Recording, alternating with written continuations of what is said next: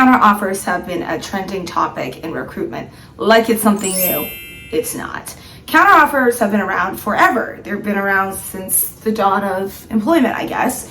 It's very typical and reasonable that a company is going to pay the worker a lot more money just to make them stay. This is actually a very realistic and rational and logical risk to every single actively employed person. And the reason is because employers aren't stupid.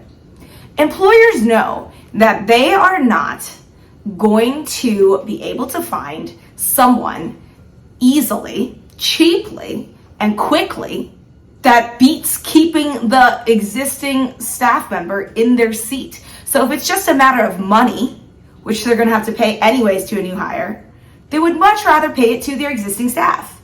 So a counteroffer is a very realistic and reasonable threat.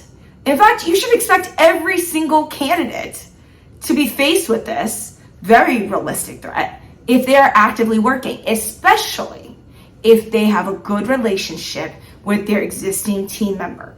One of the biggest things making people leave, and I hear a lot of people saying RFL, reason for leaving, a big reason for why someone who's actively working somewhere would leave is because they genuinely are just over their existing team and structure. The problem then becomes if the candidate really loves their existing team and culture, but money is the only thing that they like adjusted. That should scream red flag to you from the tops of all the mountains. And I understand the thought and the thinking behind most recruiters.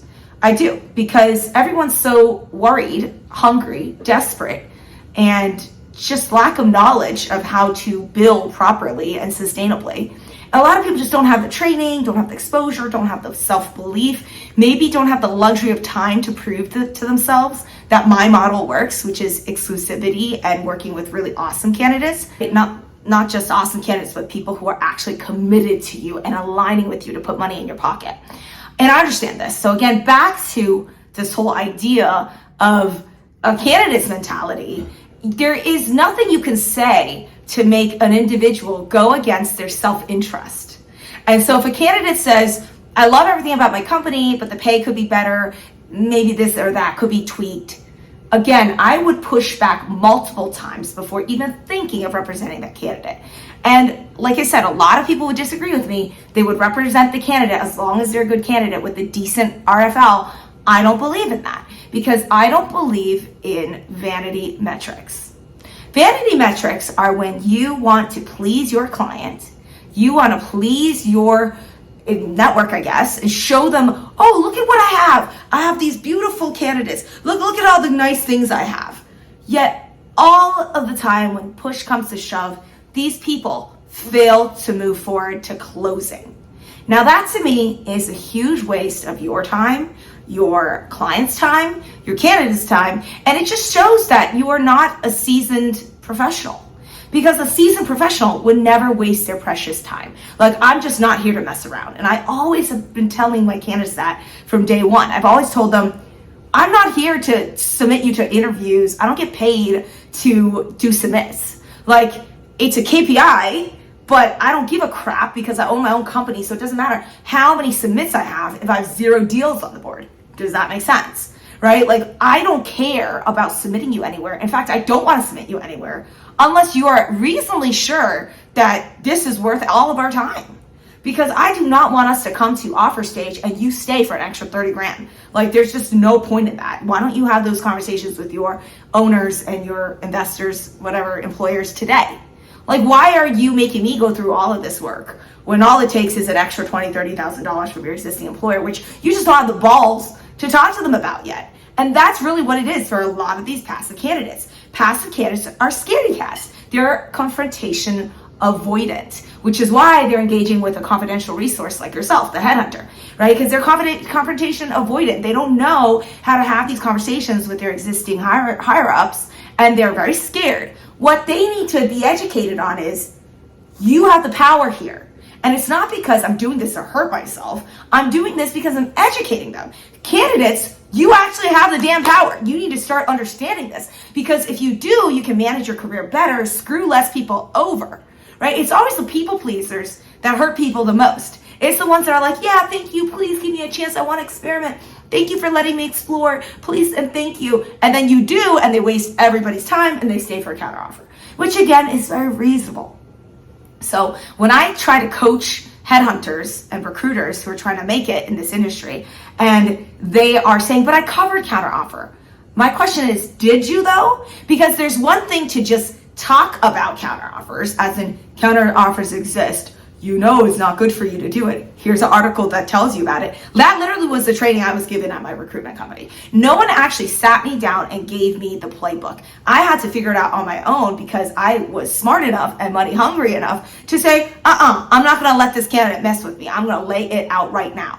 So my typical counter pitch is, why even leave? Because if it's just money, why don't you just talk to your company?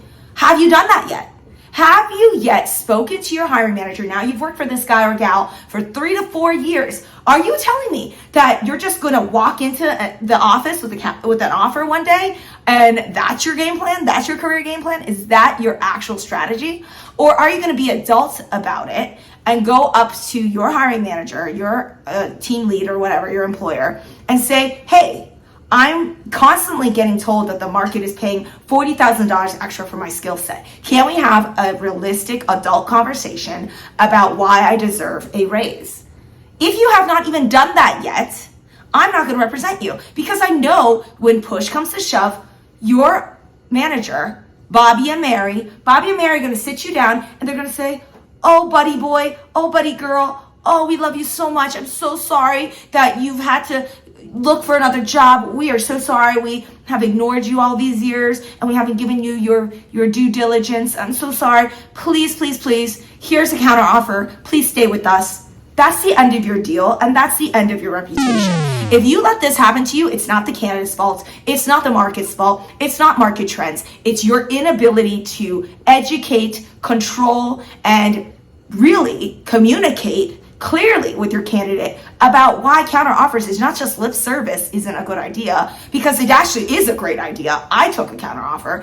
Taking counters are not a good idea. They actually kind of are, and they're great solutions for the short term, right? So the point of your conversation with the candidate is not to say a counter offer is not a good idea, because honestly, it is not too bad if a company shoves you 40 grand more and you know this company, if you've been working with them for a while, you will take the short-term cash and hang out for a bit. So counter offers aren't a bad idea. Counter offers are just bad that the point is we had to get to here, right? That's the real problem with counter offers, is that why are we even here addressing counter offer? That's the real problem. We shouldn't even be addressing counter offers, because you should be so committed to leaving that it doesn't matter how much money they're going to throw at you. We're beyond that.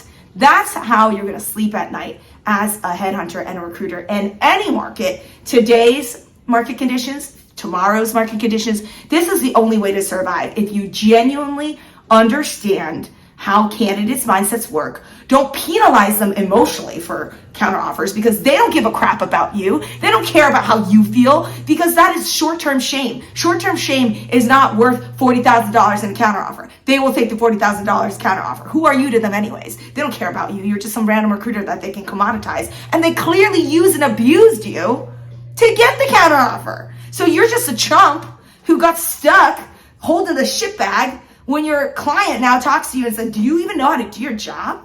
Like, did you really cover counteroffer? Because why is this coming up now? Right? So it's your fault, and you better not land yourself in that situation, because a few of those, your client's going to really disdain you for inability to do your job properly and calling you, naive. Like, what is wrong with you? How many runarounds do you need to wake up to change your processes so you can educate your candidate so that this doesn't happen again?